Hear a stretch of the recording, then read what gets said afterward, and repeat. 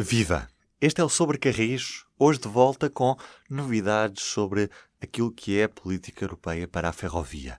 Parece que a Comissão percebeu que há fatores que tornam menos competitivo o meio de transporte ferroviário face à aviação e está disponível para corrigir algumas destas dificuldades, especialmente no que toca a ligações transfronteiriças. Já vamos ficar a perceber de onde é que surgiram estas ideias. Também neste Sobre Carris, a linha do Douro, mais perto de Barca d'Alva, ou são só palavras, e passamos uma camada de óleo na via.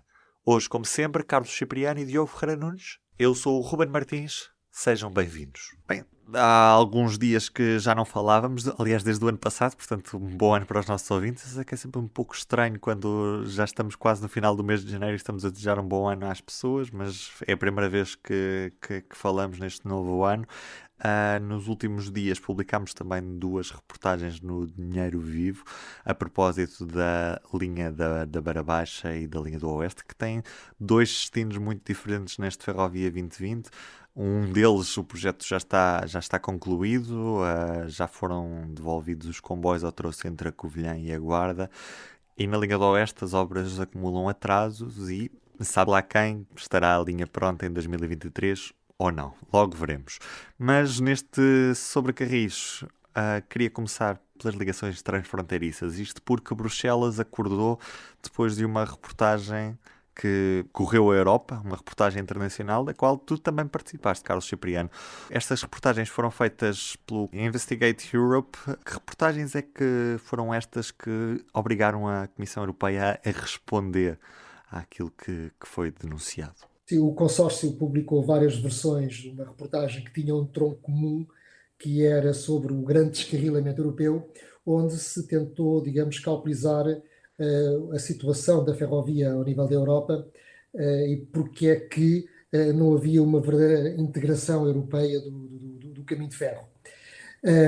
Foram apontados vários culpados, nomeadamente o interesse de alguns países que tinham medidas mais protecionistas. Foi também apontado a inexistência de um sistema de bilhético integrado que já aconteceu há várias décadas e que deixou de existir entre os vários operadores ferroviários da Europa, a ausência de investimento sobretudo, a ausência ou a grande quebra nas ligações transfronteiriças. A Comissão Europeia, claramente, na sequência da reportagem, veio fazer um conjunto de propostas que lhes vêm dar resposta a estes problemas. Propostas terão que ser aprovadas pelo Conselho e pelo Parlamento Europeu, mas que me parecem para já bastante positivas. Basicamente, muito resumidamente, o que é que Bruxelas propõe? Propõe ao nível fiscal uma coisa muito interessante, que seria a eliminação do IVA nas viagens internacionais. Ao mesmo tempo que pondera acrescentar mais um imposto ao combustível dos aviões para que haja um maior equilíbrio na competitividade entre os dois modos, aéreo e ferroviário.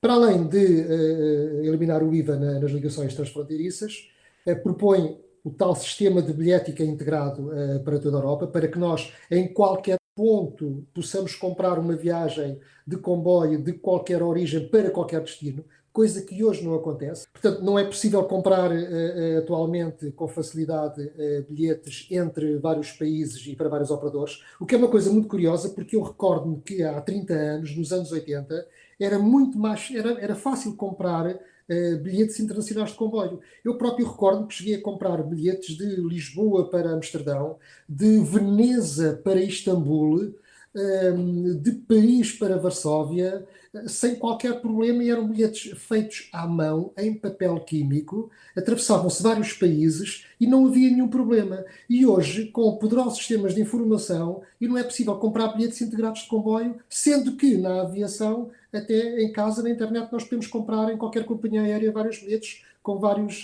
origens e destinos. E, portanto, é uma boa resposta por parte da Comissão que venha propor um sistema de bilhética integrado, porque assim é tão óbvio que não se compreende porque é que isso não foi feito antes. Diz Diogo. Carlos, estava agora a ver a aplicação da CP no telemóvel e, por exemplo, ainda não dá para comprar o Porto Vigo diretamente com a CP. Remete-nos para o site da Renfe. É que é uma coisa curiosa, eu há 30 anos comprava com a maior das facilidades bilhetes Lisboa-Madrid, Lisboa-Cuenca, Lisboa-Valência, Lisboa-Barcelona sem qualquer problema.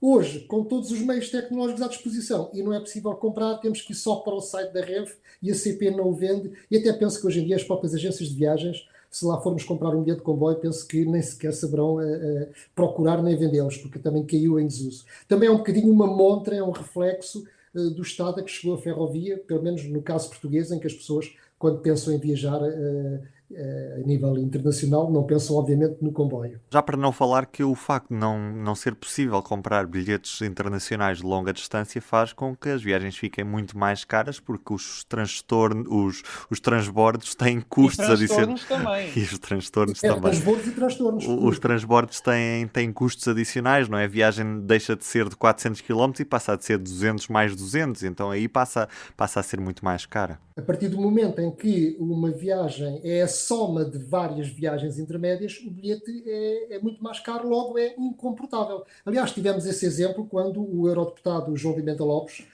comprou bilhetes de comboio de Lisboa para Estrasburgo e ficou num preço que penso que seja próximo dos 400 euros, se bem me recordo, Sim. claramente superior ao de um bilhete de avião. E porquê? Porque era a soma de vários trajetos e, portanto, tudo isso tem que ser repensado se queremos um caminho de ferro integrado ao nível europeu. Depois, Bruxelas propõe ainda, a Comissão propõe ainda que o Banco Europeu de Investimentos financie projetos de ligações transfronteiriças e, portanto, espero que isso tenha algum efeito, quer sejam operadores privados que serão bem-vindos com projetos de comboios noturnos ou os operadores incumbentes que voltem a juntar-se para fazer mais ligações transfronteiriças. Neste caso seria muito bom porque haveria algum financiamento para essas operações e, ao mesmo tempo, também a Comissão propõe que o BEI, o Banco Europeu de Investimento, também financia a compra de material circulante. Portanto, estamos no bom caminho e são claramente boas notícias. Esperemos que, e nós sabemos que Bruxelas está minado de lobbies, mas esperemos que estas propostas façam o seu lento e burocrático caminho através do Parlamento Europeu e do Conselho, mas que sejam rapidamente aprovadas. E chegamos a um ponto em que não só é impossível comprar bilhetes internacionais, nem sequer por plataformas como a Ómio, como nem sequer há um portal único em que possamos ver os horários. E a isso chamou a atenção o blogger John Worth, que é um dos mais conhecidos bloggers da ferrovia a nível europeu. E ele deu como um dos exemplos de trajeto que é impossível de procurar a nível internacional a ligação entre Espanha e França através da fronteira de Hendaia, e de Iru e de Hendaia. Ali não há comboios de passageiros, simplesmente. É porque, Não, mas por causa do lembram-se? Escotrem. O último comboio de passageiros que ali passou, nós íamos os três nele, foi o Connecting Europe Express. Não, mas lembram-se quando nós estávamos no Connecting Europe Express, nós estávamos em San Sebastián, Por causa do e nós Escotrem. conseguimos chegar à França de comboio. O exemplo que é dado por esses bloggers é o facto de, por exemplo, o Euskotren, que faz esse serviço entre San Sebastián e Hendaia, que também é uma rede de ferrovia em via métrica, neste caso, mas é uma ligação ferroviária que assegura essas necessidades nessa região e que não aparece nos exploradores de horários que existem, como o da DB, que é aquele mais conhecido. Outro exemplo de ligações que não aparecem nesses grandes agregadores de horários é, por exemplo, a ligação de Rodalis entre Barcelona e La Tour de Carol, que depois dá a ligação a Paris através do Intercité de Nuit, e que, como é um Rodali e não é um comboio regional ou de outro tipo da Renfe, é operado pela Renfe, mas coordenado pela Generalitat da Catalunha, não aparece nos horários, apesar de haver N ligações. A mesma coisa com Barcelona-Porto-Bou, também, que faz ligação à rede ferroviária francesa. E isso acaba por, quem não conhece, ser altamente condicionado a pensar que não existe ali uma ligação, não é? Porque nós não temos de saber que em São Sebastião há uma ligação direta para a Hendaia irregular e até com muito boas condições, porque ela aparece fora dos mapas. Aliás, no outro dia tinha mostrado ao Carlos Cipriano o mapa do Interrail deste ano. Ainda não aparece, por exemplo, a ligação de linha do leste, ou seja, o mapa não tem qualquer ligação entre Abrantes e Badajoz, não é? E neste momento é a única ligação internacional que temos, tirando a de Vigo.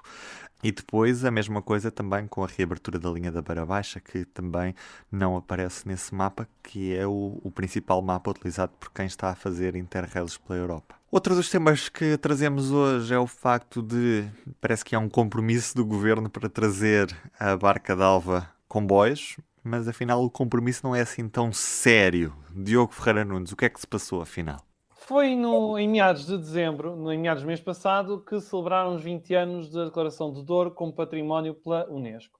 E houve uma cerimónia da régua com a Ministra da Coesão Territorial, Ana Abrunhosa, em que, ao fim de mais de uma hora, com conversas dos autarcas, deputados e afins, a Ministra teve de sair lá a dizer que realmente há um grande compromisso para que o comboio regresse à Barca d'Alva, repondo a ligação entre o Pocinho e Barca d'Alva.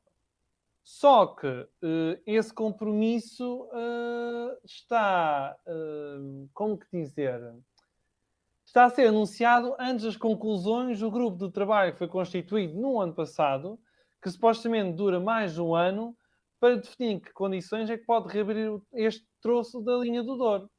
Só que o Carlos tem uma história um pouco diferente porque falou com o autarca da Régua. Pois, quer dizer, a declaração da ministra Ana Brunhosa vale o que vale, porque até agora nem sequer tivemos o ministro das Infraestruturas comprometer-se de uma forma clara com aquela reabertura, apesar de a Assembleia da República, por unanimidade, ter aprovado uma resolução para a reabertura da linha do Douro. O que é uma coisa muito curiosa, porque o ministro Pedro Nuno Santos comprometeu-se perante o país, dizendo que havia unanimidade política para se fazer uma linha de alta velocidade entre Lisboa e Porto, que prosseguirá para Vigo, uma coisa superior a 4,5 mil milhões de euros, e não teve nenhum pejo em comprometer-se com isso, sem ter que ir à Assembleia da República. Aliás, em parênteses, a dado momento ele queria que a questão da TAP fosse aprovada pela Assembleia da República e o Primeiro-Ministro é que disse que não, senhora, que o Governo tinha legitimidade para decidir e decidiu como decidiu. Mas, portanto, perante uma resolução da Assembleia da República por unanimidade que defende a reabertura da linha do Pocinho a Barca d'Alva, o Sr. Ministro anda aqui um bocadinho às voltas, nunca se compromete, diz que é preciso ir buscar dinheiro, diz que seria muito interessante, mas que sim, mas que não. No entanto, sem qualquer compromisso da Assembleia da República, chegou-se à frente para um investimento brutal, com o qual eu de facto estou de acordo, embora esteja um bocado cético, de fazer uma nova linha de Lisboa-Porto. Portanto, há aqui uma contradição que não se entende. Por outro lado, também é verdade que, como se costuma dizer, quando não se quer avançar com um projeto, criam-se grupos de trabalho para ir empatando.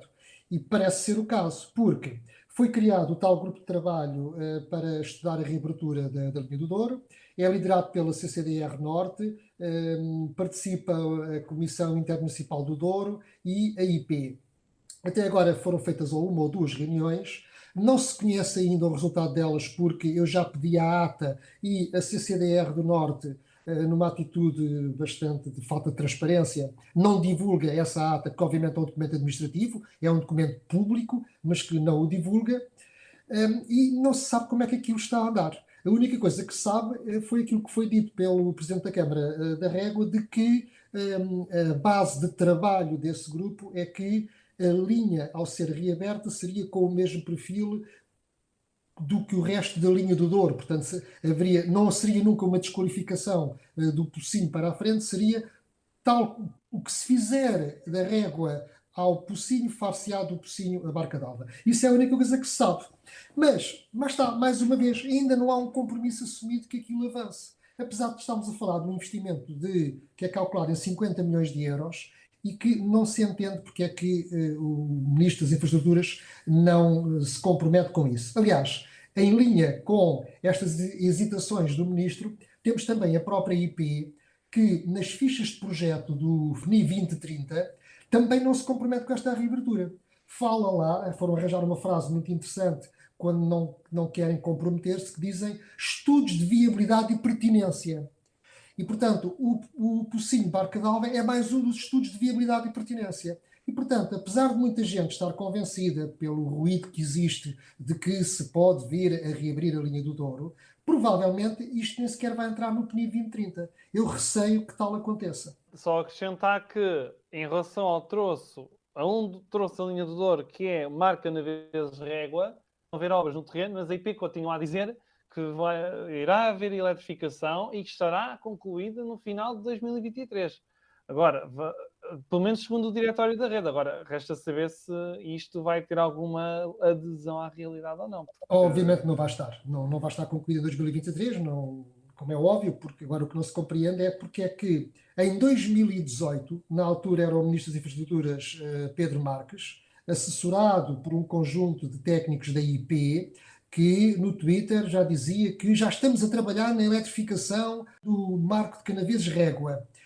Claramente, numa mentira, porque não estava a trabalhar em eletrificação coisa nenhuma, não é? E a verdade é que, ora, 4 anos depois, ainda também não se conhece nenhum projeto, nenhum concurso público, nenhum lançamento para modernizar ou eletrificar o Marco Régua. Quanto mais ir da Régua ao Pocinho, quanto mais ir do Pocinho à Barca d'Alva. Portanto, está tudo tão atrasado que eu tenho as maiores dúvidas de um real interesse por parte da IP ou até do Governo em que se modernize realmente a linha do Douro.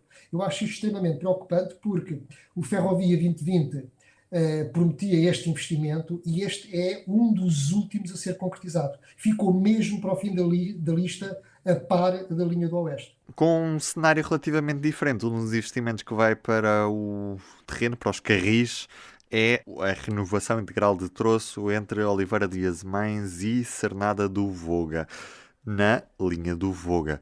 Este troço estava encerrado há já bastantes anos, 2013 foi o último ano. Está e continua. Sim, estava e continua.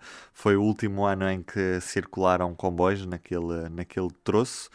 Passageiros. Sim, passageiros, claro, porque neste momento o Carlos chegou a fazer inclusive uma reportagem sobre a linha com o comboio mais lento do país, em que o comboio andava a 10 km/h para ir às oficinas de E mesmo Cernada. assim tem acidentes. E mesmo assim tem acidentes e continua a acumular descarrilamentos.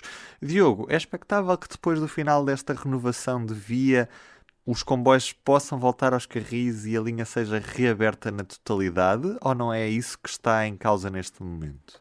É assim, se a IP anuncia que vai investir 5 milhões só nas obras e mais algum dinheiro no material, acho que é expectável pelo menos repor-se o serviço de passageiros. Agora, resta saber com que velocidade, porque o que estamos aqui a falar é de uma mera reposição das condições anteriores a novembro de 2013, em que aquilo estava completamente destruído. Portanto, não vamos aqui deixar as pessoas na expectativa que agora o comboio vai circular aqui a 50, 60 km por hora, essa velocidade louca para bitola métrica.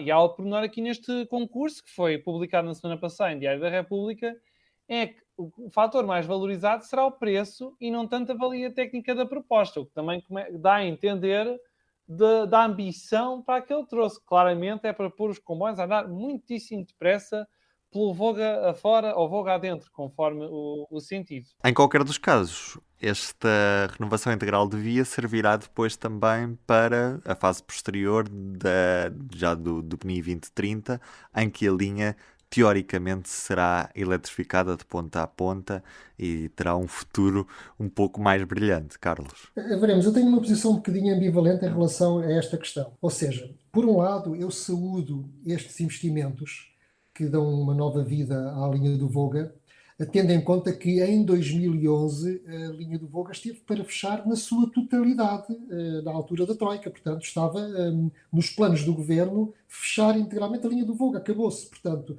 na altura só de facto as populações, os autarcas é que se mexeram enquanto estava essa medida e manteve-se a linha naquele estado de semicoma. Fechou depois, entretanto, o troço central, onde neste momento só circulam os comboios de serviço àquela velocidade incrível de 10 km/h e mesmo assim com vários descarrilamentos com bastante frequência. E, portanto, perante este cenário e perante o cenário de que tudo iria fechar e agora dizerem que afinal não fecha e, pelo contrário, vai haver investimento, vai haver renovação integral da via, muito bem, eu saúdo.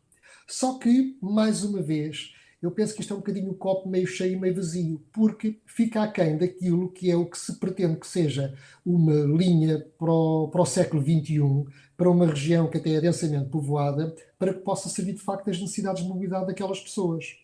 E, portanto, um investimento que se limita apenas, como disse o Diogo e muito bem, a repor as condições que existiam antes, porque a linha está muito degradada, é manter as coisas como estavam há 50 anos atrás. E nós queremos uma coisa que é para os próximos 50 anos. E, portanto, era necessário que houvesse retificações de traçado, era necessário que se mexesse na linha para que se pudessem aumentar as velocidades, era necessário, inclusivamente, uma coisa que o Presidente da Câmara de Águeda está farto de alertar, que é mudar a localização de algumas estações e apiadeiros que ficam longe de alguns centros de procura de transporte, porque os centros de procura, as dinâmicas da região mudaram e, portanto, as estações e apiadeiros ficaram afastadas por exemplo, de centros de saúde, de escolas, de centros comerciais, supermercados, etc. E, portanto, sem um grande custo, sem grande investimento, é relativamente fácil mudar a localização em algumas centenas de metros de algumas estações e apiadeiros e nem sequer se faz. E, portanto, digamos que é mais uma modernização low cost. Também há aquele projeto do hidrogênio, não sei se aquilo avança ou não avança, não sei se isso poderia justificar uma não eletrificação, mas a verdade é que, enfim, parece que só se vai salvar a linha do Voga porque o ministro é daquela região e o ex-presidente da CP também, mas também lá está, não é um projeto voltado para o futuro. Eu acho que só se pode comparar o que é comparável, mas eu não posso resistir, eu não resisto a recordar-me das viagens que fiz no Japão em comboios de via estreita, que é a base do sistema ferroviário japonês, em cima da qual se construiu o Shinkansen em bitola larga, mas perfeitamente articulado com a via métrica, e onde comboios de via estreita andavam 120 km/h, extremamente confortáveis, com um andamento super suave e a transportar milhares de pessoas. E, portanto, ok, eu não quero comparar o Volga com o Japão, mas posso comparar o suficiente para que possa afirmar Carlos, que é possível ir muito mais longe, é possível termos ali uma linha do Volga com velocidades maiores a servir a população e eu duvido que só com este investimento cheguemos lá. Carlos, não precisas de ir ao Japão. Então, ainda há bocado falámos do exemplo de San Sebastián, É verdade? que não é uma coisa absurdamente cara e que tem velocidades ótimas e passa bem dentro do centro da cidade. Muitas das estações ficam lá. Não é preciso ir mais longe. E já agora, é engraçado, porque o que falamos há pouco da linha do Douro. Estamos agora a falar da linha do Volga. A sensação que dá às vezes é que parece que as linhas de comboio deixam-se estar como estão, que é para assim só serem para os turistas, que é para passear devagarinho, com vagar, só se usar quando é turista. Como se não houvesse qualquer necessidade de usar o comboio diariamente para as pessoas viajarem de um lado para o outro, para voltarem do trabalho, para voltarem para casa. E não é É a só isso, sensação que Diogo. dá esta. É que se efetivamente há um desígnio nacional relativamente unânime de que é necessário retirar carros e caminhões das estradas, Europeu. europeu e assumido por este governo e aparentemente com o consenso de toda a gente, então é necessário que a modernização da rede ferroviária seja real, ponha o caminho de ferro de forma suficientemente competitiva para que isso aconteça. E tal como as coisas estão a ser feitas neste momento, lideradas pela IP, isso não está a acontecer. E, portanto, de alguma forma, pode-se questionar se o dinheiro que está a ser gasto na rede ferroviária está ou não a ser bem gasto. Porque, por vezes, se calhar, com um pouco mais de investimento, conseguir-se-iam resultados que desta forma não se conseguem. Não, e a questão é que o dinheiro é gasto não só do orçamento do Estado, tem muitos fundos europeus por trás. E é Se gasto, calhar a União faz a Europeia tem que obra, ser um bocadinho mais exigente. é gasto, faz a obra, monta-se estaleiro, perde-se tempo às vezes com as linhas fechadas e depois o que se ganha depois dessas obras não é assim tão significativo em relação ao custo que se gastou, ao transtorno, e ainda por cima causou-se um transtorno para os utilizadores habituais e tudo isso está a ser a nossa gestão da rede ferroviária há demasiado tempo, não é? Tudo isto está a marcar a gestão da nossa rede ferroviária há demasiado tempo. Ruben, sobre aquilo que acabas de dizer, tens o exemplo claro da Beira Alta. Sim, Vão fechar a linha da Beira Alta durante uma série de meses, 9 meses. 9 meses, para que depois, quando reabrir, tenha os mesmos níveis de serviço que tinha há 20 anos atrás. Ou pior. Em alguns troços, até vão diminuir a velocidade dos comboios de passageiros, porque aquilo está preparado para, sobretudo, para um serviço de mercadorias. E, portanto, fecha-se a linha 9 meses, chateia-se as pessoas que lá andam porque não vão ter uma boa alternativa, e depois de se gastar aqueles milhões todos e de se fechar a linha, o que vai reaparecer é a mesma estrutura que existia antes. E, portanto, claramente não houve um upgrade e não há uma verdadeira modernização, mesmo que digam que estão a fazer um conjunto de variantes e por aí fora, mas não é uma linha de facto ao século XXI. Outra das coisas que marcou a ferrovia nestes últimos dias, enquanto estivemos ausentes, foi o facto de a IP não conseguir arranjar uma linha em tempo útil depois de